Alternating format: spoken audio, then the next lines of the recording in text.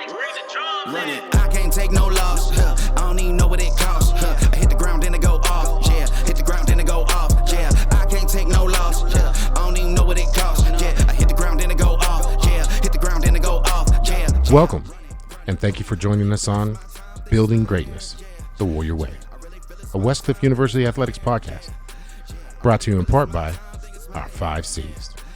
And win. What's important now? As always, I'm joined by our SID, Chase Dodge. How's it going, kid?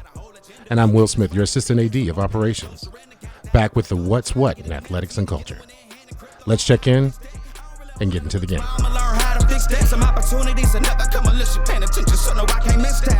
Wow. So glad to be back. How are you doing there, man? Hey, well, I'm doing great. Having a good day. Hey, before we get into the interview with Jack about women's soccer, I just want to know how are you feeling about the news going around the sports world about Messi going to Inter Miami, coming to the MLS next year? What do you think about? I don't know what to think about that. I mean, honestly, I was like, it's like that's what they do now. You know what I mean? It's like that's the new trip. You go to both leagues overseas, and then as you do your retirement trip, you got to come to the United States and build that commercial. No. Don't be dissing. Don't be dissing the MLS just like that, man. Don't be dissing. Well, why did he come 5 years ago? Why did he come 5 years ago?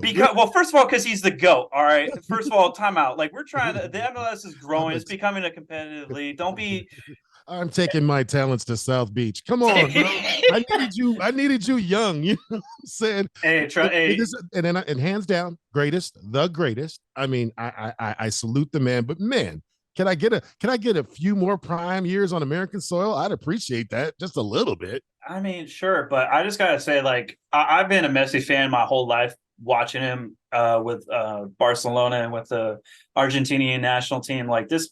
So to be able to, as an American, like, football fan, to see him come to the States, I know I'm not the only one excited. I mean, shoot, it's still coming out today about how the social media on Inter Miami is just growing exponentially.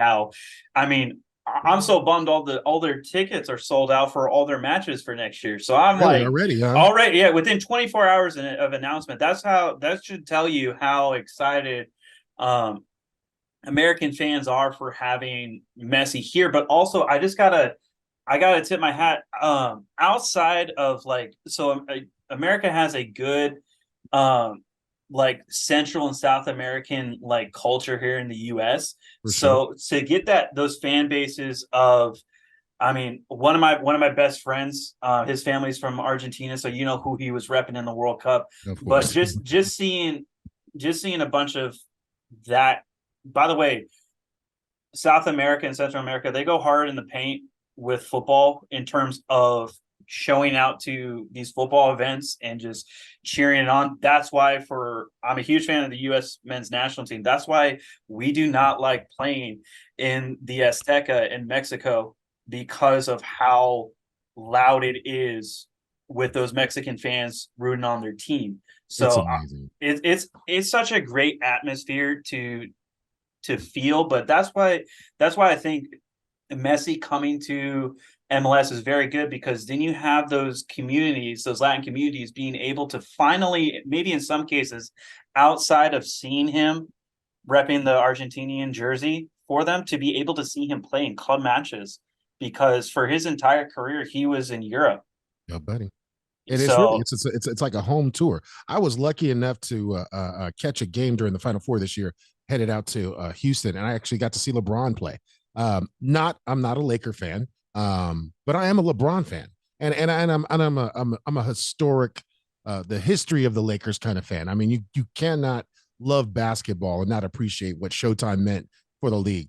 But I kind of feel it's like that. I mean, you've got this bigger than life person, and you have the one opportunity to maybe see him in person. And I had to take that with LeBron. And I'm guessing there's a lot of soccer fans that are, like, literally, they're going to be selling those once over, 2 or 3 times over, making money, because people are going to, empty out their savings in order to see Messi on the field. I mean, I even myself, like I said, I have not been a soccer fan my whole life, but being a part of this team and of course watching the World Cup a few times.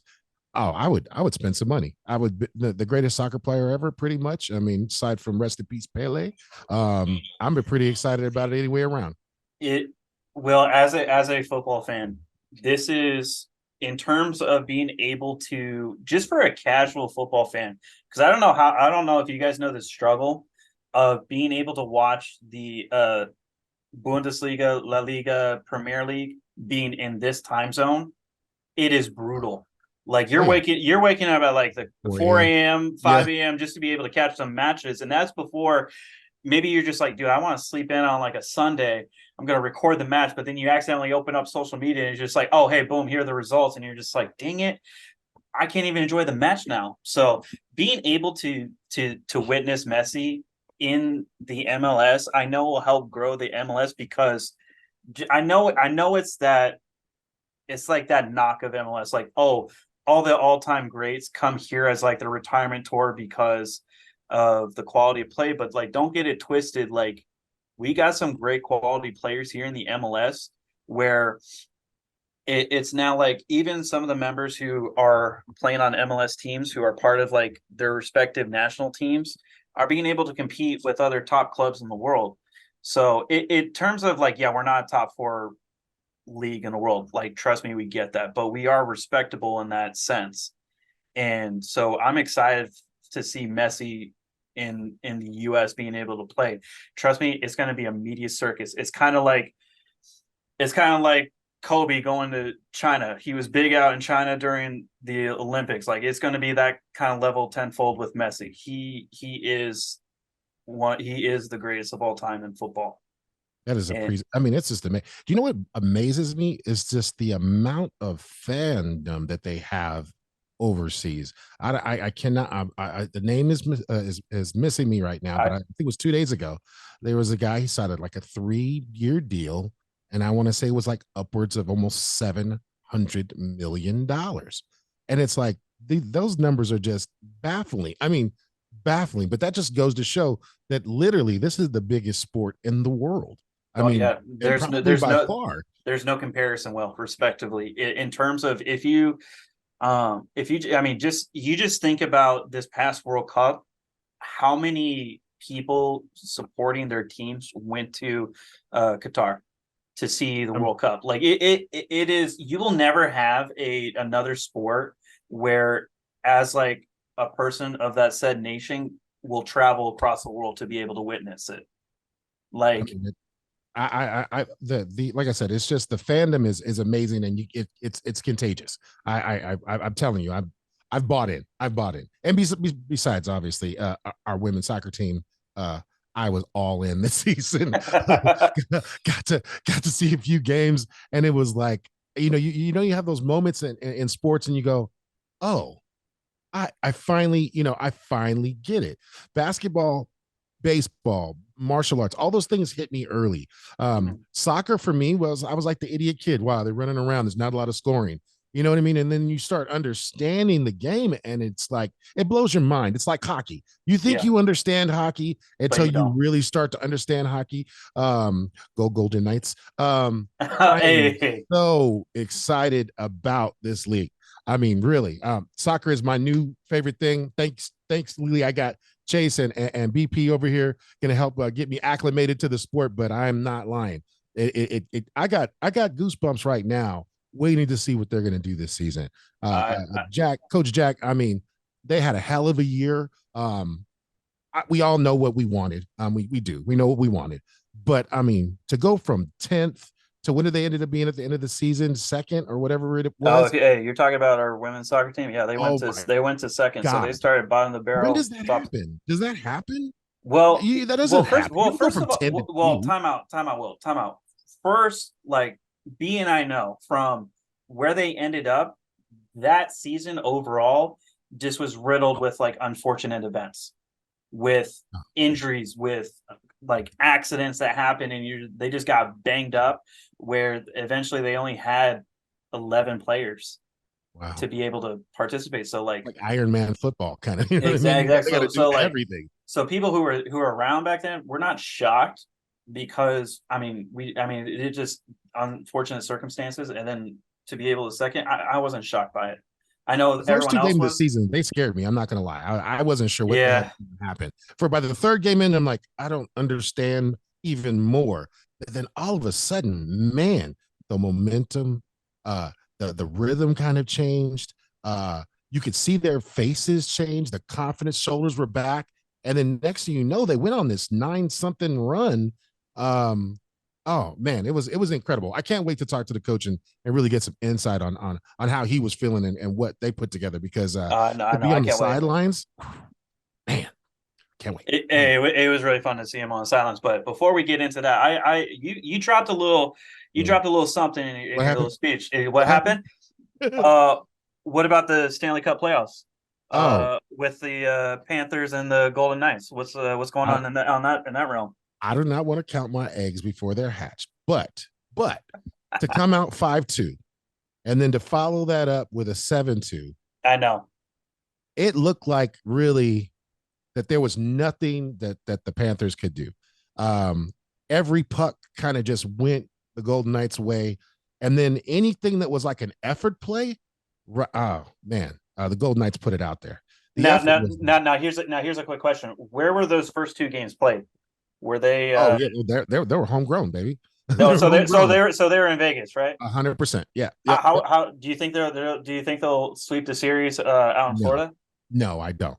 I think They'll one. I drop think one, Florida has got pride. right? You can see if the last few minutes of that game, it was getting chippy. It was going to turn into a full blown fight. You know what I mean? Those guys are legit. They definitely are here to play. I got a feeling it's going to be a rough one tonight. I got a feeling that the next one, there's a possibility we may pick up the second one, but best case scenario, I think we're out in 5, but more than likely, I think it's going to be a 6 or a 7 game series. Okay. I hope I'm not right because I'd hope just to excuse me, slit their throats and walk away. But I mean, it's a hell of a series. It's two great teams. But I'm really interested to see how this works out. What do you think?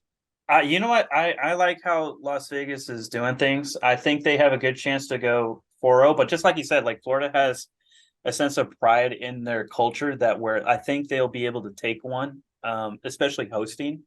So I think you do have it in 5 or 6. I don't think it will go to a game 7.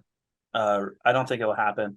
But on top of that, actually really do want to know your opinion about the NBA Finals with what's going on with the Nuggets and the Heat. What do you think about that? Right now, Denver's up 2-1, but in last night, Jokic had one of an all-time great performance, going 30, 20, and 10. What do you think that series is going to look like? I'll be That was a hard one. I honestly think is going to be a game 7. Just in There's a terms, very good chance because I'll be honest with you, I don't think this is about Jokic. I think he's a monster. There's no doubt. Triple double machine. This is about Bubble Murray. Period. Point blank. okay, And he is on. That is one of the best dynamic duos in the game. Now, and here's the thing. I only say that because I hate to say it like that because it's going to seem like if they don't win, it's his fault.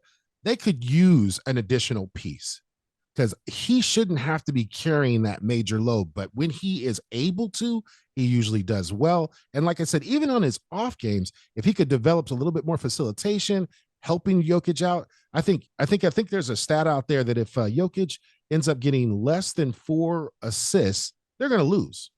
right, Literally going to lose, or it's going to be a very tight game and they're going to lean towards a loss. The anytime that you let Jokic be himself, that means facilitate, ball handle, but also play make, and then also be there for the kickouts. If you can be there for those kickouts, and like I said, I hate to call him Bubble Murray because it's disrespectful. I just thought it was a really funny way of reminding myself of him from the bubble season because his story alone is incredible. What he had to go through, the injuries that led up to him probably them being booted out of the series just a couple years ago. If he had been healthy, I think he'd have gone a little bit further. So I just think it's got to be Murray, and I think he could probably use some of those quote unquote role players to really be there to give him a lending hand. If it's just Jokic, I think it's kind of like Mike when he was by himself before Scotty. It's just not quite enough. Excellent player. If he's, top, he's got to be a top 5 in the league, if not top 3. By all means, I think he's a great player, but I think, it's just like Michael, you got to be able to develop that as a team. But right now it looks like they look like they're going to smash him. And it's messed up because I like Jimmy. Jimmy Buckets is yeah, I do too. He's a real dog. He's a real dog. He's got a little swagger, a little stuff talking, he talks his talk and he backs it up. So I want to go into in terms of like, what do the Heat need to do? Because first of all, I didn't even realize until like probably a little bit. I think honestly, when they smoked the Bucks, I think I finally was like paying attention to what the Heat were doing. I didn't realize the players on that team outside of Jimmy Butler, they're all like undrafted or undrafted dogs. And that just plays to Jimmy. I love seeing Jimmy Butler play. I liked him when he was playing. I think you know what I'm talking about, when in the bubble, when he was going so hard that whole game, where I think it was like a full court situation and he did something and then you just see him kind of like resting on like a little banister on the baseline, and you can tell that man's exhausted because he's just putting 110% in. I think just because of who Jimmy is, and also I think they got Tyler Hero coming back. I don't know if he played the game before. I probably wasn't paying attention. I don't think so, but I think this is going to be a very entertaining series.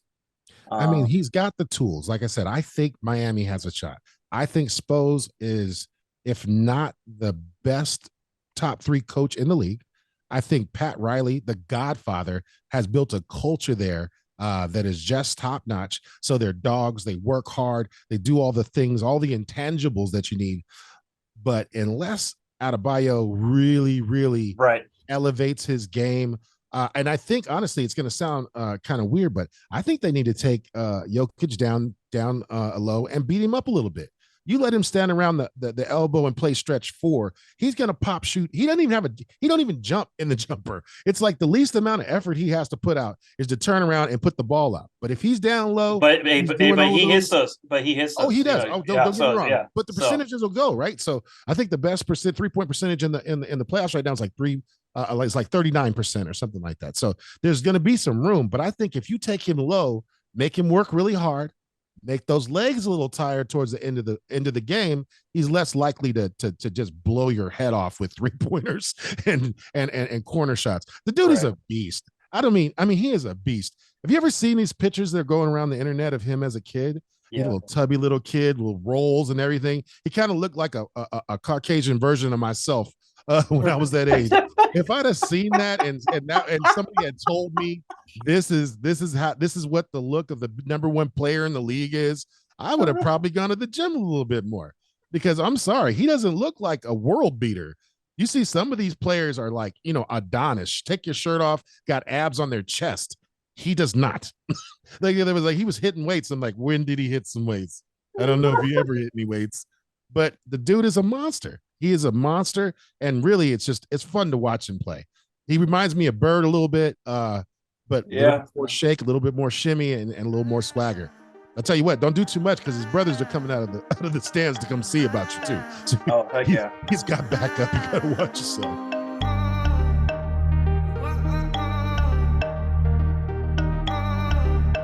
Five burning questions. All right. Fans, before we get into this interview with Jack, we are now entering our next segment. It's our 5 burning questions from none other than B. BP. Well, welcome to the pod, man. Hey, brother. You guys hear me all right? Oh, heck yeah. I caught Jokic lifting some donuts up to his mouth the other night. I think that's the bicep curls in right there. I'm telling you. All right, fellas. Curls, donut in one hand, beer in the other. Oh, my goodness. Oh, my God. The breakfast of champions. Love it. All right, we're gonna put you guys on the spot a little bit here. You ready? Yeah. I don't know if we're ready. B, you tend to put me on blast, man. I don't know if we got the 5 burning. Just do the best you can, and at the end we'll declare a winner. How about that? All right. Never done this before. Here we go. Okay. All right. Question number 1. Westcliff won 11 championships last year. Vegas has set the over/under on next year's championship count at 7. Are you taking the over, the under, and why? I will be taking. Oh, that's a great question. Will, what's your initial thoughts on that? I'm a homer. I'm saying over. I'm a homer. I don't care. I vote as a homer. That's why I don't bet. I bet with my heart. So I live here. I do not place bets because I place them with my heart. Honestly, it was historic. I mean, I don't know if that's possible to repeat, but seeing the teams, seeing the attitude, seeing what kind of momentum we were able to build, I think it's quite possible we could be in that 8-9 range. I'm kind of a fan of yours and your insight onto the league, Chase. So I think we have an opportunity to maybe run 8 or 9 back. I mean, I would love to run the gambit, but I think we got some opportunities. See, now here's where I'm going to come into my technical side. Uh-oh. There's a difference between us playing in the Cal Pac conference with some of our sports. We have a couple of sports that are independent, right? So we like water polo is one that's independent. Tennis plays in a different conference shout out to Preslov. So in terms of over and under of 7, people, you might be hating on me, but Don't do it. I'm picking under. Oh, and here's the reason why. Be safe getting to the car, sir. Be safe getting to the car. I'll say. Well, I'm gonna say it with my chest, and I got a reason to back it up. Okay. We have a couple of programs that have new coaches, right? So they're still establishing that culture, right? Mm-hmm. Women's volleyball, men's soccer has a new head coach that's starting out. So in terms of like, you know how I bet to make sure like I can win, right? For sure. Right. Like for sure. So uncertainty, I don't like. So I can't say for certain.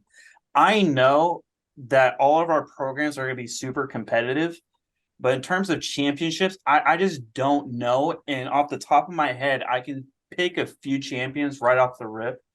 And and I said this last time, if they prove me wrong, I'm happy to be wrong, but I'm always very conservative in terms of how I bet and how I think about things. It's so that's smart, really. That's just how I live my life, and it's just kind of it's going to be exciting because I know I know women's basketball is going to come out hungry. They definitely want a piece of the 5 C's.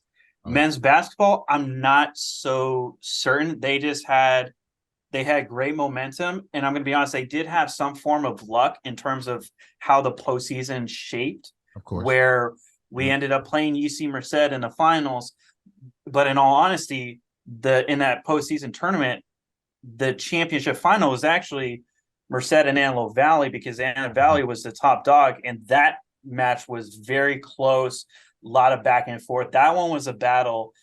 So, and we were just on the. Didn't you feel like that game in Idaho? There was up to like the third quarter. It felt. You're talking about nationals when we were playing college. We were really close. I thought we were getting some real interesting calls. I try not to complain about the calls, but it looked like some home cooking. But here's the thing I'll say with that. They played how I expected them to play. They did what I expected them to do. They're playing the number 1 team in the nation away at their venue. They did exactly what I hoped they did. They played well for both halves. It wasn't the result, but I'm not shocked by the result, to be honest, because when it's your first trip to the national tournament, when you're the very low seed playing the number 1, all I could say was just like, hey, just play how y'all played all season long and just have fun. And that's exactly what they did. And I mean, and here's another insight. College of Idaho are the men's basketball national champions.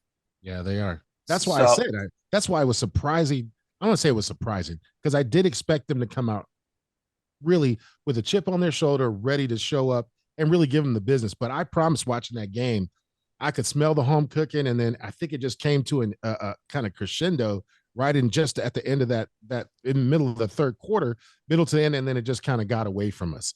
But I don't think it got away from us at all. I honestly think that College of Idaho did what they were doing all year.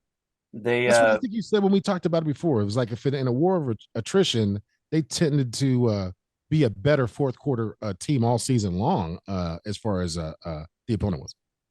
Yeah, no, they did what they needed to do, and I'm not shocked by the result. I am happy that they played well. That's the biggest takeaway. I'm very happy about how they played. We're getting a little bit of turnover with basketball this season too. I think we're losing quite a few. I don't know. We are. I mean, graduating. Yeah, is Cap graduating? Yeah, that's a shame. We had a very big senior class. Yeah, and so I think he might be looking to go overseas, possibly. Well, he graduated. He graduates tomorrow, actually. Or congratulations, June 9th. So, hey, congratulations, Abdul. But in terms of now, I'll go to spring women's beach. I think uncertainty because we don't have a coach. Of course. Baseball, softball, actually, that program is very, very good right now. They have the foundation to build upon that. Sure. Nothing soft about softball. No, not at all. I know Coach V. Yeah. Hey, shout out Vanessa. Softball, I think, will do very well. Actually, and also same with men's volleyball. Men's volleyball, as far as I know, the group that they have, they're building up to where last season the only losses they had in conference and in postseason was against number 1 Benedictine. And Benedictine was ranked number 1 for a good portion of the season. So that's the hurdle that they have to climb. And before we go too far, let's not miss baseball. I'll tell you right now, baseball. I want baseball to do big things this season. Shermet, the Hoffs, the entire team had a hell of a year. I mean, you never know what's going to happen in any year. There were some bruises that they took, some personal bruises that they took, and they just kept bringing themselves together, being a stronger team. I personally, my heart, I want to see them raise some type of banners this year. With everything in my heart, they earned it through what they went through this season, really building that team together. But I want that for our team. Coach Shermet and the Hoffs, Dylan and Drake, I want to see them raise some banners. That's just personal for me, though. Hey, here on that one. Here on that one. I agree with that, Will. And that's why if you think, and this is a look back, when you think of the championship teams we've had, every single one of them, outside of possibly women's soccer. Oh, actually, women's soccer and men's basketball, so I have to exclude them. The other teams that won those 5 seasons went to the postseason. So that's when, in terms of it's just baseball now has an understanding of what it takes to be able to play in postseason baseball. You now experience the amount of games you're playing, how everyone matters, who gets into who's your starting pitcher. Do you start your ace game 1 or do you hold them off? There's little things that go into that. So baseball now they know what to expect. And also just like in basketball, baseball is very competitive in the conference with Antelope Valley and Benedictine. This past season they did very well, and so they now know exactly what they have to do to prepare. We know about St. Cat's, but is Antelope Valley now on that list of rivals? No. And in terms of over the whole school rivalry, I don't think so. Because in terms of programs, both of their basketball programs are really good and their baseball programs are really good. Outside of those 3, they're competitive, but they don't give us they're not number 1 in every preseason poll outside of both basketballs and baseball. So I can't say that. St. Catherine, honestly, in terms of rivalries, I'll say this with my chest, I always think of Embry-Riddle because they've won a bunch of championships. Women's soccer, men's soccer give us issues. Softball, they're really good. So I've just always I've always actually been the lone voice of saying I think Embry, like a healthy rivalry, like not the disrespect, but in terms of we look to them in the respect of like they're a great opponent and that we want to be able to compete with them and win against them in some cases. Of course. All right, B, what's your second question? Question number 2, here it comes. This one may be a little personal for Chase, but we'll see how he deals with it. Ooh. Women's soccer won its first Cal Pac championship last year. Does men's soccer win its first Cal Pac championship this year? Why or why not? Don't get emotional. Don't get emotional. Hey, I'll say it with my chest. For men's soccer, they have to get over that hump. I can't outright say it. Why or why not? They have to beat Merced and Embry-Riddle. That's the bar. And right now, historically in the program's history, they have not gone past them. Yeah, so but they brought in a big gun. They brought in some culture change over there. They brought in a big time coach, but now it is, can we have big time players make some big time plays in those big time moments? And I think they can.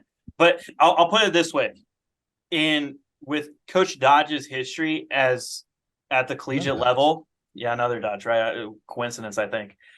With the first season, and this happens all the time. You have to, the first season expectations, whatever they are, happens, right? Like I'll just go historically, like with Coach Dodge's experience with his first season as a head coach, he got like maybe a 500 record and no postseason appearance. Okay. Second season is when it all started opening up and they started doing some great things and started getting some championships and some postseason appearances. With this year, with the first season under his belt, what he needs to do outright and foremost, and this is something that I for men's soccer as a whole, I'm not worried about championships with them. I'm worried about the culture with them, the discipline that they need to have as a program first and foremost to be able to keep building off of that success. I think they got the ingredient. One, I think the leadership has changed. Yes. I am interested to see, because typically when you leadership changes, either you get this big coup and everybody kind of does their own thing, or they all will coalesce around the new coach. And if they take the swagger of the new coach and that kind of real gritty attitude, I think that might be the missing pieces. Because like I said, I always felt like, let's say always, I just felt like the attitude wasn't quite there last year. I felt like they were trying hard. They worked hard, but you need something else. You need that's something that, like I said, it's usually fostered by the leader. You know, what does the leader give you? And it's that swag, it's that chip on the shoulder, it's an attitude. I'm sure that when we talk to Coach Jack today, he's going to say the same kind of thing. They develop a kind of an identity, and once that identity is there, yeah, it's going to be big. But I think you're 100% right. No new program, new coach ever starts, off as well. They've got to build that out. But I think he started early. And again, me, I'm a homer. I got faith that we're going to see big things out of. By the way, he's going to hear me say this, and he's going to be a little bit. He goes, "Come on, man! You don't think I'm going to be shooting high off the starting gate?" And I'm just like, "Well, trust me, I know you are." But like I said, I'm keeping 100. I know what they need to do to be successful. Last year, they did very well, but there was just some things that, as a fan, I kind of wish I didn't see half the time was bench etiquette some of the times, like just being able, because emotions run high in sports and stuff, and I get that, but sometimes you need to have a person in leadership to be able to kind of mitigate that when it's inappropriate and level that up when it is appropriate. Something tells me he's going to take the lead at that. Like, I think most of the chirping and all that, I think that's going to come directly from the coach. And he might not like it that I'm telling you this, but that's what he told me right off the rip when I started talking about, like, oh yeah, there will be a lot of chirping coming from the bench at bad calls with the referees and stuff. I mean, listen, bad calls with referees, it happens, and that actually was probably the main source of the chirping and the gripe with guys off the bench with probably bad calls and stuff like that. But that happens with with Coach Dodge coming in, he told me right off the rip of just like, oh, listen, if anyone's getting red cards, it's going to be me. And I was like, all right. I was like, all right. I was like, all right. I was like, all right. You probably shouldn't tell me this, but like, all right. But in terms of, he'll be able to set a culture. He's starting the foundation of a culture that will be able to stand the test of time. That's what the goal is for next year. I don't care about. I don't care about accolades. I don't care about those posters on the wall that says, how many games since the last red card, and we'll just put it up there. He averages like one a season, to be real. Oh, that's not terrible. Well, and actually, in the previous years, he's actually been a little bit more mild in that cases, so he hasn't had that. But that's besides the point. He's coming with his knowledge of the game, and just like a new coach, we've had some turnover with personnel on the men's soccer team. We had some players go to other schools, and we wish them the best of luck. And then he's been heavily recruiting people into this team, and I don't know who they are. I just know that the type of coach he is, that it's going to be interesting to watch. Win or lose, it's just going to be entertaining. Exciting time for men's soccer for sure. So in terms of the question, like, will they win that next championship? I'll just go back to the first question. I don't like uncertainty, and right now I'm not certain. And he will need to be able to prove that to me as the season progresses. But what I can say 100% is that it will be entertaining to watch, and he will definitely prove me wrong because he has done it my entire life. Well, I'm interested to see how this goes, and if they're following the 5 C's culture, I got a feeling we're going to do pretty well. Yes. You got another one for us, BP? Well, before we move on, I heard a lot of fence sitting right there on behalf of both of you. As a matter of fact, I'll say I'm keeping score. Oh my gosh! Since we are declaring a loser, I'm going to need a yes or no. Yes, both of you. I'm the homer. I'm going to go with yes. Yes. I'm going to go with yes. And just on general principle. I'm going to go with. I'll go with yes. Oh. Okay. Oh. There we go. That's my guy. We gonna think positive, but keep it real. Hey, I gotta support the family, man. I gotta support the pops. Absolutely. I can't go against him. Absolutely. That was a smart move on your. I think you'll survive. Hey, bro. It doesn't matter about surviving, man. I'll smoke him any day. Hey, BP, I think we figured out who our next guest on the podcast. Can we line up that interview? I hear a lot of. So real quick. For the fans and everyone tuning in, if you've been handling us for this for basically the second question, the men's soccer head coach is Randy Dodge, who happens to be my father. Just so everyone can understand why I'm talking the way I am in the dynamic of this conversation. We might have to send him an excerpt and see what happens. Let's go straight to his inbox. All right, let's move on. All right, let's move on to question 3. Get Chase off the hot seat. All right. Alessandra Ramirez just went professional. Name the country which she will be playing in and for what organization. Oh, that's Emirates? No, it's Emirates. No, she's playing in Mexico with Chivas, who is a very big program. With a total guess. Big club out in Mexico. So and I'm very excited for that because outside of US and MLS, I know Chivas and that organization. So I'm very excited to see how she does out there. That's actually probably one of the teams I do know. Chivas, Toluca, those are kind of ones. I have family that forced me. I was taken in as a fan. They were like, as long as you cheer for Toluca, you're going to be okay. I'm like, okay.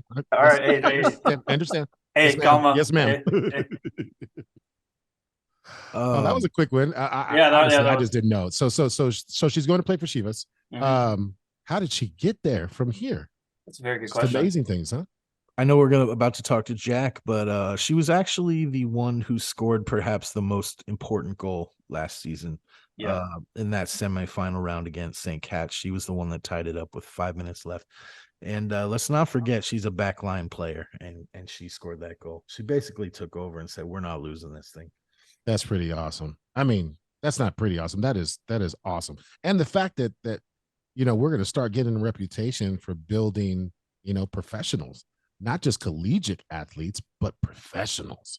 And I believe there's one more, isn't there? Is one Will, more don't step on question number 4, baby. Sorry about that, sir. Sorry about that. All right, what's question number 4? Question number 4. All right. Is Alessandra Ramirez the first, or is she the only pro player Westcliff has produced? Are there more? And if there are, and let's just change this. There are other pro players. Yeah, no, there are. Can you name the 3 other pro players that Westcliff currently or formerly worked I with? know you can. I know one right off the rip. I know one right off the rip. It's a DJ for men's beach. He's on the pro scene in beach volleyball. He is that's one. Yes. Can you say his full name though for everybody? Georgie Kloshnik, I think, but I probably butchered his last name. He's probably going to be listening to this podcast, and it was just like, all right, I got to call Chase, man. They have to call and give us lessons. There's another from Men's Beach as well. Really? Another one from Men's Beach. Oh, it's if I were to guess from Men's Beach, I think it's Elias, but that might be. Is it Elias? That's correct. Yes. Okay, it is Elias. All right. Well, you knew. Come on. No. Time out. I was thinking Elias off the rip, but I was actually thinking of Gabriel Pizza. I was thinking about Andy Jasinski. Those guys could definitely do well in the beach circuit. So those were names that were fumbling through my head. Okay, there's still 2 more out there, and they're not volleyball players. 2 more. Can I get my guy from Surf? I'm trying to think of what his name is. My guy from Surf. Okay. Well, I'll leave it. Hey, do you know who it is from Surf? Jordy Collins is from Surf. Jordy, I had him actually. I have a class with Jordy, 2 different classes with Jordy. Okay. And I will say, he's listening to this, an excellent student. He is. So, hey, that's what we got to do. A little shout out for Kyle. Their slogan over at Surf is surf and school and surf. Yeah. School and surf. Yeah. Well, they mean it. They definitely mean it. Their whole staff. As a matter of fact, we got a little surf coming up this weekend. They're in nationals, baby. Next weekend. Yeah, we got a lot on our plate, man. I make sure we got time for that weekend to see some surf. I mean, I'm gonna try to make. I know we're coming back from the conference, but I'm gonna try to stick around and at least catch one heat. But that's gonna be you gotta watch it. You gotta watch it, Will. It's so fun. Which beach are they at again? Dana Point. Dana Point. But which one? Oh, crap. What's it called? Is it like Seal Beach? No, that's not right. It's the one with the incredibly hill you have to walk the steep hill where I thought that was Cardiff. That was that. Oh, there might be another location, but B and I know this one from last year where it's like we're waking up at probably like 6 a.m. to go check out surf, and we're just like, we looked at this hill and we're like, all right, cool. We're not coming up until we're freaking going home. There's no second trips. It's down and that's it. This year, no, I heard it was like super steep. Like you could like literally lay on your side and roll down and get you pretty. That is not a bad idea either. It's the getting up part that's the hard. The word it's a worse getting up, especially because it's bad when you. Go ahead. No, I just want to know because I've been at that beach because I grew up in this area. With going down, it's no problem. Right, it's at the end when it's like 4 p.m., 5 p.m. You already have the sun baked into you, enjoying the water, and then you're just like, oh, dude, I gotta climb up that, bro. I got sand in my shoes. Shin splints, bro. For football punishment, sometimes we would run that hill, and I'm just like, dude, there's no, I'm not doing this ever again, no mas. And it's amazing how coaches can punish you, right? Everybody has that hill, and if you played sports, oh my gosh, you had a hill. We have Thermometer Hill, and it's steep, but every once in a while you got to touch the ground with your hand. Do you know what I mean? Yes. It was called Thermometer Hill, and if you did anything, and he loved it too. Such and such did such and such, and then all of a sudden you just see the smile. Guess what we're doing today? Hey, Will, everybody goes, oh. But there is a beach in this area in SoCal that is literally called 1,000 Steps. Really? That's the name of it. And I can't tell you what city it is because I've never, growing up, I always knew the names of just different beaches, but it was 1,000 steps. I don't think it was 1,000, but it was freaking, it was not a hill per se. It just takes you a while to freaking get to the beach, and it was just a nightmare sometimes. But coaches suck. They trust me. Pay.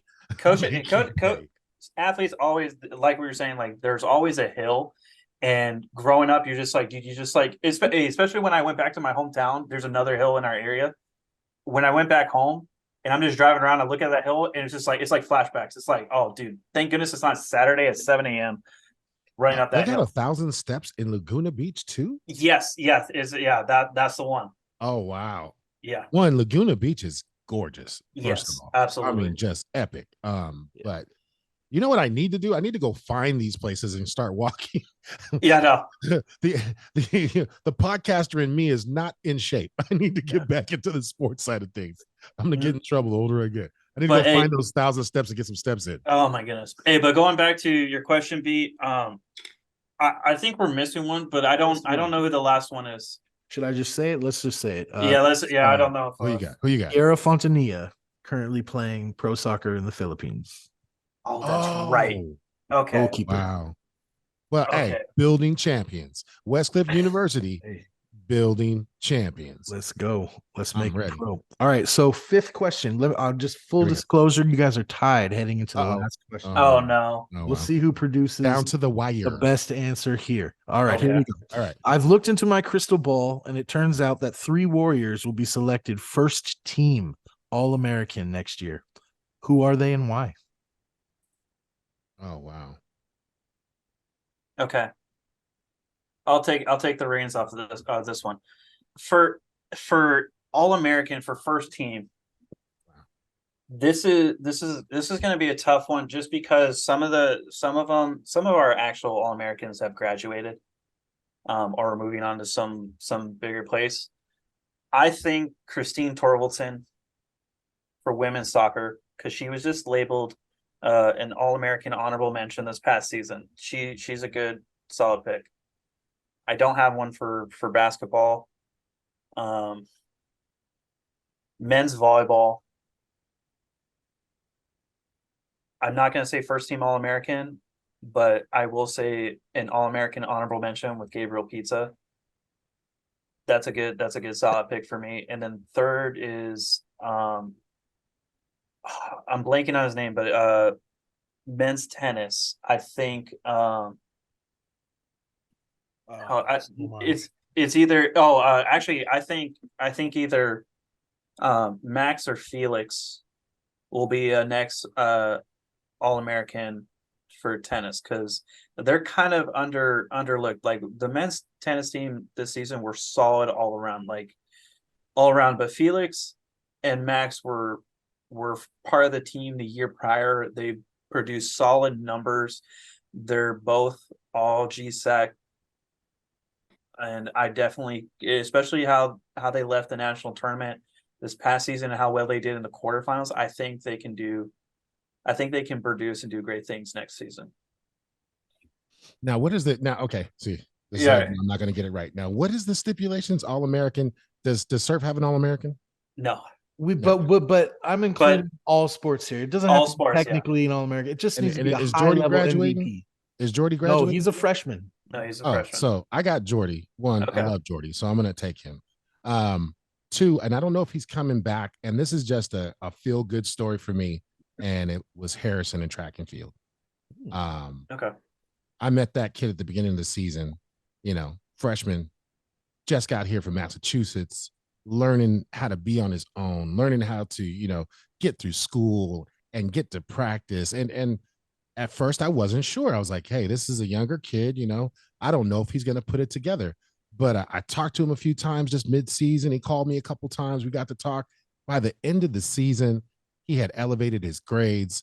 And then all of a sudden that last meet, I think he took a number 1. And I couldn't be more proud. I mean, I couldn't be more proud. It was, I don't think not like I had anything to do with it, but to watch the young man develop, I expect great things. If he returns this season, and I think the new coach of track and field and Ty, I think they're going to put together a good team. I would love to see them do well. And then again, another homer pick, Abel track and field. I think he did an excellent job this year.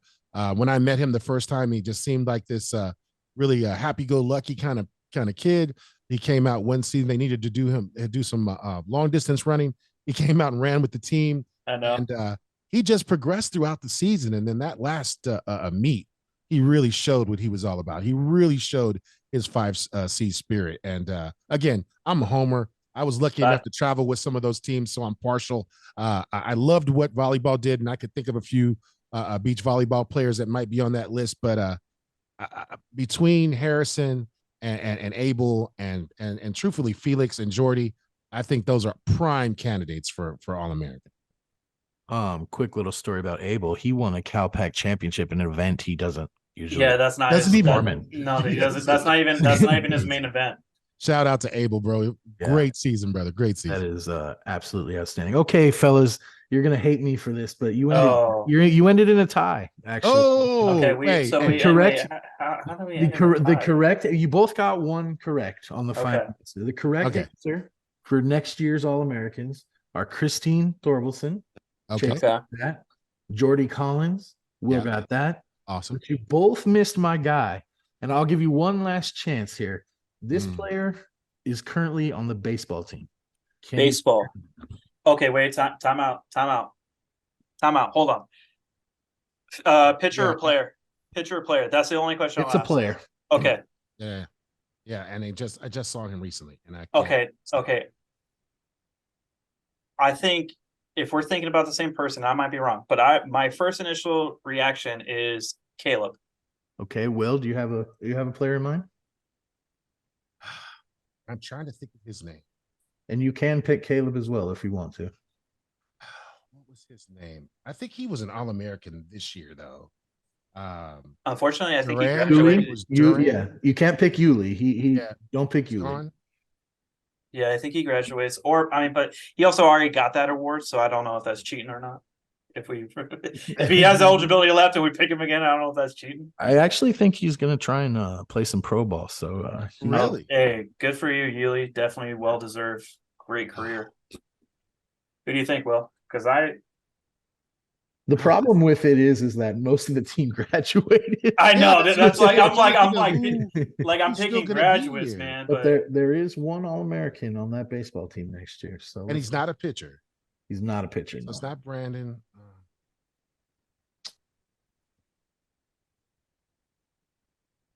And no pressure here, but this is definitely for all the marbles.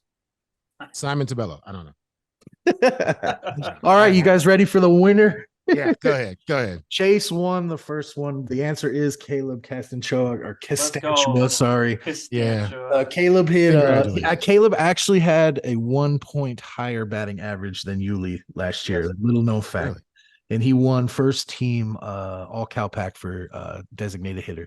The kid can rake, and he's going to be back next year. So we're giving I'm really stoked about Caleb because if you talk to him, he's last like 2 years ago, like if he put in the work in that off season with heavy lifting, doing drills, and it definitely showed because of he was plugged into the DH slot and was prime. I think he has 2 or 3 walk-offs this past season, and one of them in prime with walk-off against 2. Yeah, he had 2. His recent walk-off was against Benedictine in the final regular season. And who else up to the bat? Okay, once I knew he was coming up to the plate, I was like, oh, okay. Either one or two things was going to happen. He was going to hit it through the gap, and we're going to get a walk-off, or he's just going to hit it, and it's a fly-out. Those were the only 2 options running through my head. Like, it was one of those 2 options that was coming through, and I was so excited for Caleb to get. I know most of the time you don't take moral victories. I'm taking this as a moral victory because obviously going up against the stat Jedi over here, the Yoda of stats over here, he starts calculating. He reminds me of like Rain Man. He just like knows exactly, and he just starts breaking it down. And I'm like, dude, I just got here. Will, there's no shame. There's no shame. I will learn from you, sir. I will learn from you, sir. We took it down to the end, but thank you, Chase, for all that good information. And as a matter of fact, since I walked in here, he's been the stat guy for me. Helping me get acclimated to this. So I couldn't have lost to a better dude. So thank you, Stat Jedi. I appreciate you, brother. I'm glad to have a worthy competitor. Well, I'm glad that you were able to push me to the limit. Hey, that was just round 1. I need to go train. Hey, by the way, that's round 1. I better study. I better get my study up. One little quick thing on that last Costantua walk-off. The ball actually hit the dirt before he hit the ball. Did it really? So he hit that ball. It was a ball, obviously, but it hit the ground, and he kind of skipped it out into right field there. Dude, no amazing. way. Yeah. I didn't even see that from the press box. Yeah, I learned that afterwards. Dave let me know.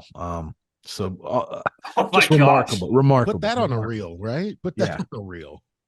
But no, I'm excited for Caleb next year because actually, and he's a great kid too. He's a great kid, but actually, and I'll just one up. I don't think he'll be playing in that DH spot. I think he'll be playing in the field. First base. I think he'll because the amount of work he did in this offseason. By the way, he got beat out of. By the way, this is he got beat out of that first base slot to Yuli Durant, who was the Cal Pac Player of the Year, the first NAI All-American honorable mention for the baseball program. So being able to learn from Yuli, and I know how much this man grinds in the offseason, I think we can see him in the first base slot for next year. He's actually, I mean, I would consider Yuli the other one, but he is one of two guys on that team that were just absolute leaders. Yeah. I mean, I couldn't say enough about him just being in that dugout and understanding the type of guy he is. Like, this is one of the best Westcliff has to offer. So shout out to Caleb. Way to go, man, and keep it up. Yeah, for sure. Dang, hey, B, you brought back the 5 burning questions with you started off strong, man. Straight heat, right? Putting us on blast, putting my relationship with my father on blast. I'm a little nervous. I'm a little nervous for round 2, man. But all right, fans, the moment has come. I think it's time. I think it's time that we introduce the man of the hour.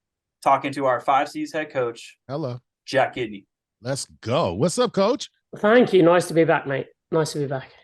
You know what? First, we were going to talk about the season overall and how we're looking for next season. But first, I just wanted to ask, hey, how's your off season going? How was your spring going? You look rested, ready to go. I mean, I haven't seen you since the end of the season. Look like you got a little rest. You ready to go? You've caught me at a good time, and I got a little haircut yesterday, so I'm looking the best I want to look. Doesn't everybody feel better out of a great haircut? I mean, seriously. There you go, mate. Yeah. Yeah. Differently out of the barbershop, don't you? Yeah. Spring was good. We were a little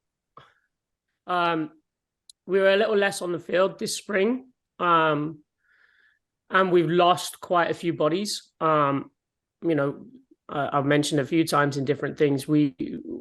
This was year, I think, 5 of this women's soccer team. So with a COVID year, we graduated quite a large amount. And then as natural as every college sports program in the country is going to experience, where you lose a couple either way. We also have lost 2 to kind of professional opportunities. Kiki Fontanier, she's gone away with the Philippines to play in the World Cup and wow. Hopes of going pro after the World Cup this summer. And, yesterday we lost Ale Ramirez to Chivas. So, I mean, they're great problems to have. But, when you start to add up all those pieces, you're missing nearly 50% of the team. So a lot of rebuilding, a lot of refocusing, trying to maintain the progression of the program and what we're trying to do. So, yeah, it's been been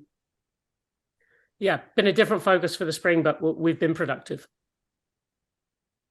I mean, like you were saying, that's a great. I mean, it is a problem that you wish you didn't have, but I mean, to have some players getting professional opportunities is always what you want to wish the best of. Because I'm going to be honest, very rarely does that happen for collegiate athletes to be able to play at the pro level. So when that happens, you, as a coach and as a person, the only thing you can do is wish them luck and cheer them on as they do greater things at somewhere else.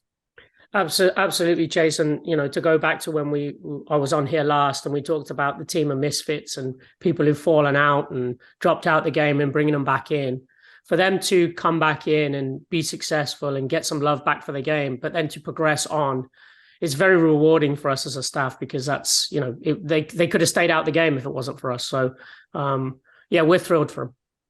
It's an amazing job that you guys are doing. I mean, obviously you hate losing those good players, but I mean, it's got to be gratifying. I mean, that's what you're in it for, is building up student athletes, helping them get to that next level. I mean, as far as I'm concerned, that's a stripe on your shoulder, sir. Good job. Great job. Thank you. I appreciate that. Yeah, the players have all the talent, and we're fortunate enough to be part of the journey somewhere along the way. So it's a beautiful thing. It's a beautiful thing. As you look over the season and all the players, obviously you lost a few. Any of them that you really would like to highlight, that you really felt stood out? Maybe not the most improved, but just a highlight. We'll talk about the most improved later. Returning or either way, whichever player that's out there just working hard and really touched you this last season. There's a few. Sophie Fegering springs to mind right off the bat. At the start of the year, she's one of the older players. She'd come to us from a D1 on the East Coast. And at the start of the year, we didn't really know how to use her. We had her higher up the pitch. I don't think she was playing her best at that point.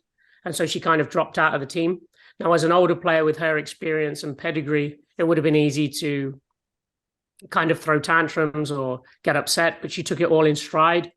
We asked her to change position so we could take a look at it. She played in some Warrior Academy games in the early going so we could take a look at it. And she just grew on from there. And in the end, she formed a partnership with Sierra Rangel that was so pivotal to what we did, that it showed a lot of character in who she is. So much so she's actually been named as one of our captains for next year. So, and she won our Athlete of Character award at the banquet. So she stands out certainly right off the bat, for somebody who could easily have had valid reasons to be upset. But I bet. I mean, that's pretty amazing. Yeah, top human being. I think that's another thing. Like I said, is if you want to look at a team through that 5 C's, I mean, lens, obviously, what can you ask? But for somebody to be humble enough to take that step back, I tell you, that's the hardest thing for some people to do. But to be humble, to be coachable, and then really to turn it around. I mean, amazing story. Yeah, absolutely. A lot of time for Soph.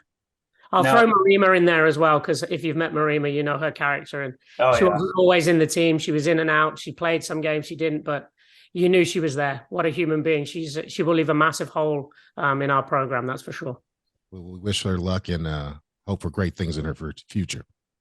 Now, Coach, I mean, of course, I mean, everyone who's listening to this call, I mean, spoilers, I mean, we got women's soccer won the 2022 Cal Pac Tournament Championship, so that's no surprise. But I just wanted to know a little bit about the process through the season, because as a member of the SID team, like we're with you doing the home events, watching as your season progressed. But at the end of the day, we're not in those talks and those coaches meetings with the player meetings.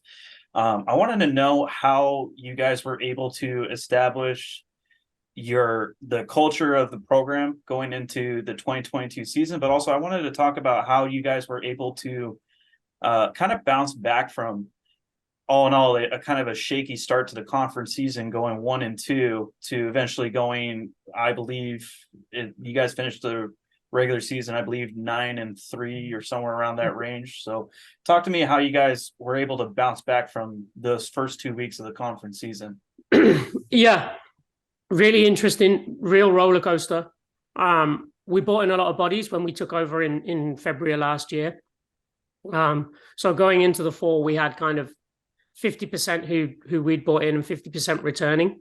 So instantly, numerically, there's a divide in the group, and you have to try and bridge that straight off the bat. Now, a lot of those athletes weren't necessarily cleared at the beginning through Plan A. We were still getting that process done. But the biggest thing for us in the early going was to, create a training environment where people liked to come to training. They enjoyed training. They felt like they were getting better. But as far as the games are concerned and the big decisions, because all coaches make big decisions that not every athlete on the team is going to be happy with, we had to build equity with the team emotionally and mentally, and their support. And by doing that, we had to win. So that meant that for myself and the staff, we like to come in and play a certain way. We have a very clear identity on how we play, based around the pieces we have. Well, we didn't have all the pieces available, and establishing that that style of play, that ethos, requires time, and we didn't have it. So, in order to build equity, which we felt was the priority, to show the team, look, we're here, we're going to win some games, you have to back us. We had to do some things that were perhaps the antithesis of what we were about. You know, we played hope in our first game of the season on schedule, and they were first time we beat a nationally ranked team. We played with a back three. We played very defensive. Everything was set up to prevent them from playing, which, if you compare to the end of the season, is the complete opposite of what we are. But we felt we had to do it to get results. Once the team start to see results, then you get the kind of, okay, maybe these guys know what they're doing. So once we built that equity, then we felt, as more players came back and became available, that we could really settle into a nice rhythm of establishing our identity, who we are, how we want to play, how we want games to pan out. The other thing that really caught us off guard is in the first couple of games, we didn't realize, in conference play at least, how much of the ball we'd see. I think we not overestimated the conference, but we perhaps overestimated some of the teams, but underestimated the tactical nous of some of the coaches in the conference. So we were getting caught on the counter a few times. We were playing with one holding midfielder. We didn't have Ale back, so we had less protection in the big spaces. But we made some tactical changes. We started to go with two, and we learned the conference. So by the time you hit that rhythm of 6, 7, 8 games in a row, and the system is in place, and your rotations are in place, and everyone knows their role, you start to get a snowball effect. So much so that, even that game in Florida, Chase, that you were at, it still bothers us. We still think we could have won that. And you know what? I keep on looking back at that game as a bystander watching that. You definitely went toe to toe with them. I mean, take away a unfortunate penalty taken in favor for Kaiser, take away the second half pressure that the defensive had. We were doing a lot of opportunities. I mean, shoot, our goalkeeper had an all-program best performance and saves in a match with the number one team in the country. And you guys definitely showed the type of program that from the start of the season, how, just like you're saying about how you learned and grew that equity of play, like that translated into the conference postseason, into the national scene, where I don't even think Kaiser was actually prepared for Westcliff initially. No, I mean, we went 1-0 up, which was great. But we learned a lot about how we handle ourselves and how we travel, and we learned so much from that experience. In season, we lost to St. Cat's at home. We learned from it. We beat them in the semis. We lost at Embry-Riddle. We learned from it. We beat them in the final. From that Kaiser experience, we certainly learned what's required of you if you're going to compete at the top in the nation.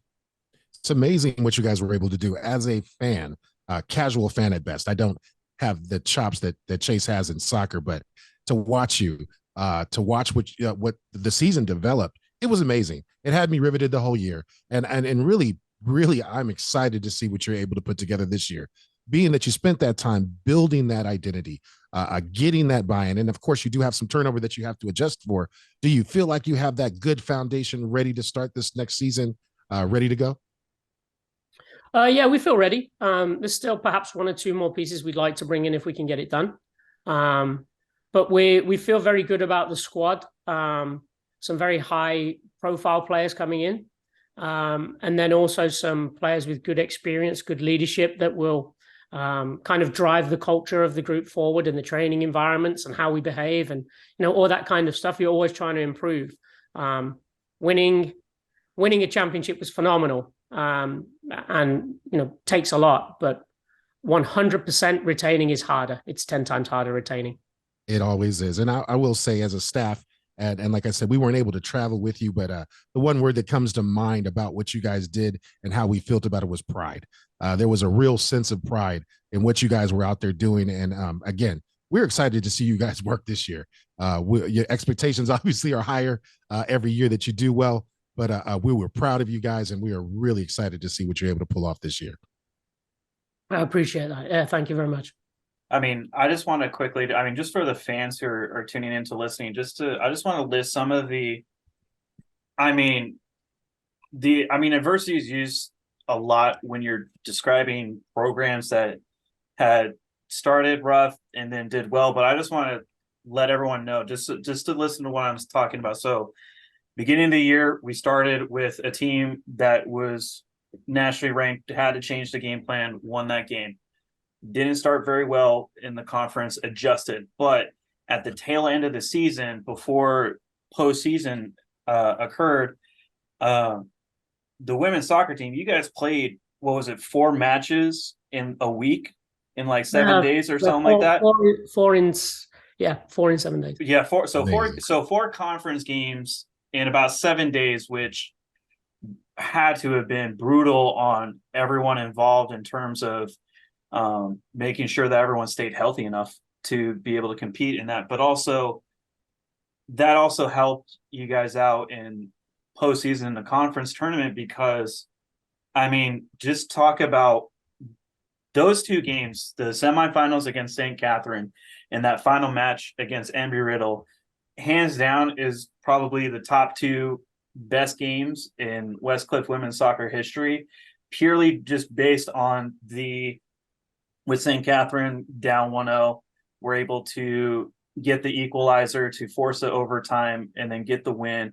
But then to be able to punch Embry-Riddle in the mouth when headed in, they were undefeated. They hadn't had a loss on their record in conference. To be able to hit them. I'm still happy about that, by the way. Yes, because, I mean, shoot, and when you guys went up 1-0, now you're in you're in a position now that is unfamiliar to you against. Now you have to make sure that Embry-Riddle doesn't get a chance to upset the party with getting an equalizer. So I was following along. I was doing a basketball game at the time, and I'm following along, just holding my breath, waiting to see final across the screen. But how as a coach, with that celebration after that final whistle blew, what was going through your mind after those two great performances in those games in the postseason? What was going through your mind at that time, Jack? The semifinal relief. Right. You know, we'd privately discussed what we thought we could do. And we were gaining traction. You talk about the 4 games in 7, but I think actually of the last 10, I think we won 9 out the last 10. Yes, you did. There was a snowball effect coming. And having lost to St. Cat's already, there's a little bit of pressure on it, but similar to the Embry-Riddle loss, we backed ourselves. So to be 1 down with kind of 4 or 5 minutes left, you're thinking, oh, we've fallen short again. So the semi-final relief, that one I felt actually of the 2 was a bigger win, bizarrely. The Embry-Riddle game, you've kind of got nothing to lose, even though it's the final.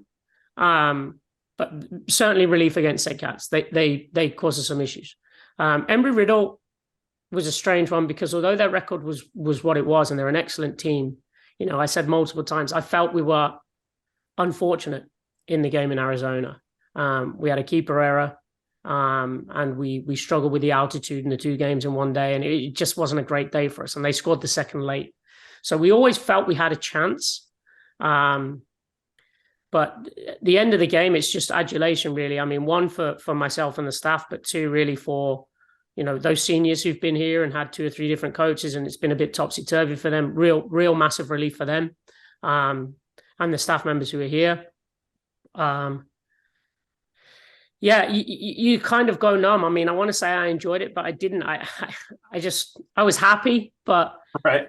You you just breathe and think, oh my God, we've done it. It doesn't really sink in, you know. I think so much so that night, kind of the girls all disappeared off to go and celebrate wherever they were celebrating, and everybody kind of disappeared to celebrate. And I think Matt and I drove the vans home alone with the trophy, and I think we were silent all the way back, you know. And we got back and thought, should we have a beer? And we couldn't even muster the energy for it. So I think it sank in a couple of days later, and I certainly made up for it.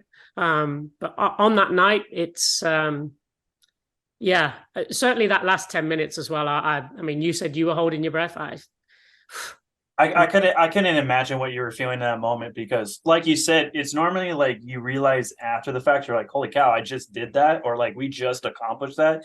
In the moment, like your emotions come out, you're like super excited, all of that, but you're not like fully aware of what's actually happening in that moment.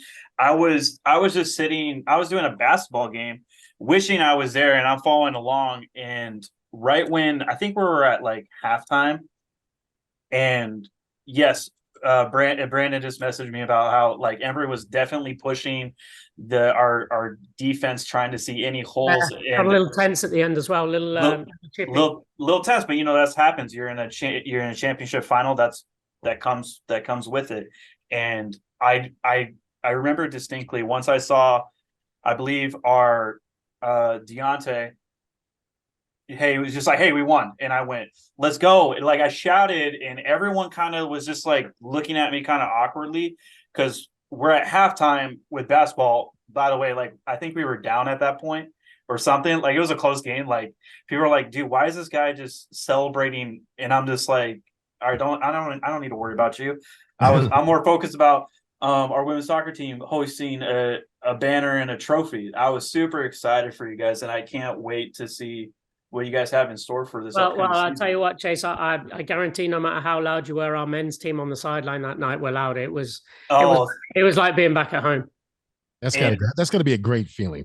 You got great support from your fellow team, and really just to watch you guys work. I mean, it's totally amazing. Now that the season is over, you breathed a little bit. You kind of understand. Was there one specific moment that you remember during the season, then maybe not a win, maybe a loss, whatever it is, that really you felt like now you can look back and say, that's when we turned the corner?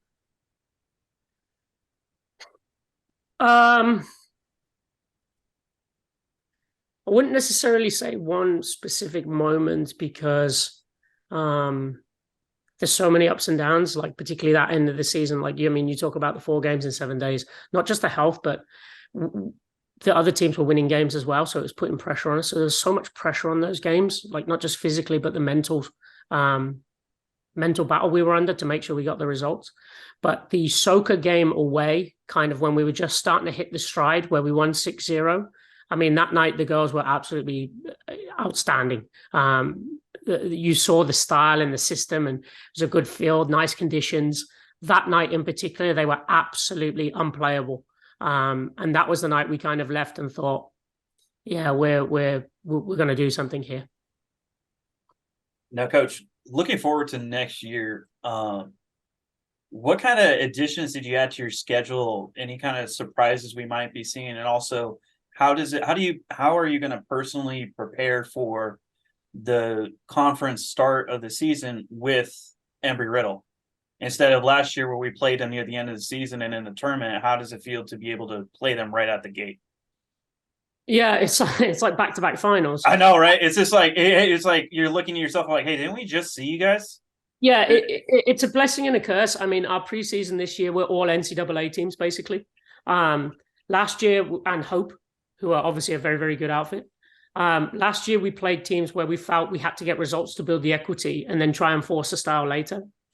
This year, we felt we've built the equity, obviously, with the championship, that we're going to use our preseason to try to put our style into our new players and into our returners earlier against some good level NCAA teams. In the big games, we kind of felt we had to abandon it a little bit, certainly without the ball. So we're going to use the preseason much more as prep, which means might see some lower results in the preseason, but it will stand us in better stead. The Embry game is an interesting one because it's a tough start, but it's also good to get it out the way. Right. Because otherwise you play the game and and you're always looking down the road. When's the Embry game? When's the Embry game? So it's nice to get it out the way, whatever happens, and then we can settle into a groove and go for it. It doesn't loom over you. So right. It's not like the final boss in like an arcade building up. It's not waiting for me at the end. Right. But how sorry to cut you off, Jack, but how important is it for this Embry Riddle game for next season that we're now hosting it, so it's home for us? How important is it? Helps for us. I mean, let's be honest, we didn't beat them in Arizona. We didn't. Being at home is always nice.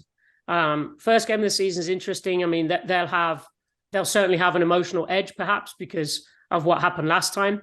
It's going to be tough for us to carry that edge because we don't have it. Not to the level they do. So we're going to have to be absolutely flawless on the day, technically and tactically, to make sure that the emotional edge doesn't overcome the result. Now, this is going to get into some, in your personal opinion, who else in the conference do you see could give you some issue outside the obvious, like St. Catherine? Who else do you thinking? St. Catherine. Yeah, St. Catherine's one that pretty good.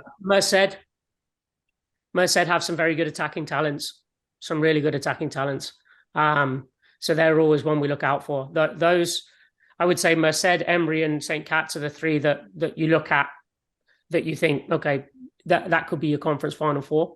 But the Cal Pac, there's a lot of transition on teams. So you never know who's had a good recruitment. Look at us. Last year we went from 10th to 2nd, right. With a good period of recruitment and changing the kind of philosophy of the program. So it can happen anywhere, really. You can't take anyone for granted, that's for certain. Yeah, and honestly, I'm very happy you said that, because I try and tell coaches all the time this, because some coaches do have the tendency to kind of look back at like, oh, we smoked them last season, and I have to keep on reminding them, like, that's not the same. Like every team is going to be giving you their best, because you're in conference season. Every game matters. Like, it all comes down to the wire. Absolutely. Well, like I said, two of the games that we lost, we then won again. So you could argue the opposition was complacent. We want to make sure we don't fall into that same trap. Kind of got to jump back in this season with a little bit of chip on your shoulder. Let them know that we met. Just wipe the slate clean. Season. Yes, sir. Wipe the slate clean. You got to have a short memory. You got to go again. And also, I'm looking at your schedule now, and I really do. How are your predictions against those NCAA schools? Dominguez Hills, Chapman, and Occidental. How are you guys looking for those games? What is your takeaway from those games? Wins or loss doesn't matter. What is your takeaway from those games you hope to have? It will be how we play. We'll be interested in how we play, blooding in the new players with the returners. Honestly, finding a rhythm with what your best 11 is, because it's so early at that stage, you don't really know. People are still figuring themselves out, finding their feet. I don't want to say experimental, because we'll be clear on what we want to do, but we'll be much more exploratory during those games than we perhaps were at this time last year. All right, Coach. I'm super excited. I'm very excited. I got these marked off on my calendar. I am ready to go. Embry is always one. St. Cat's, you know how our whole school feels about that. So I'm super excited to see what you guys can do. We really, really appreciate you taking your time. We know that you're, running all over Southern California and everywhere else doing recruiting, really trying to build out a team that we can be proud of this season. And we're excited to see you do that work. Appreciate it, guys, and happy to be back. Looking forward to going again.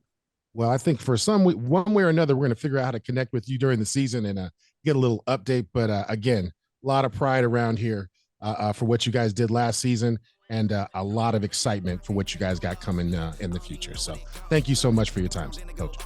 Thanks, mate. I appreciate it. Thanks, guys. As always, I'd like to thank my co-host, SID Chase Dodge. Appreciate your help, brother. And our great producer, Brandon Peterson. Thank you for all that you do. I'm Will Smith, your assistant AD, and this has been Building Greatness, the Warrior Way. Oh, and don't forget, please subscribe wherever you download your podcasts, and please leave us a 5-star review on Apple Podcasts. It really helps us get the word out about our Warriors. Until next time, Westcliff family, what's family? Forget about me. I love you. Peace. Opportunities are never come unless you paying attention, so no, I can't miss that moving. MVP, I got the record, I might have to prove something. Big jumper worthy, they gon'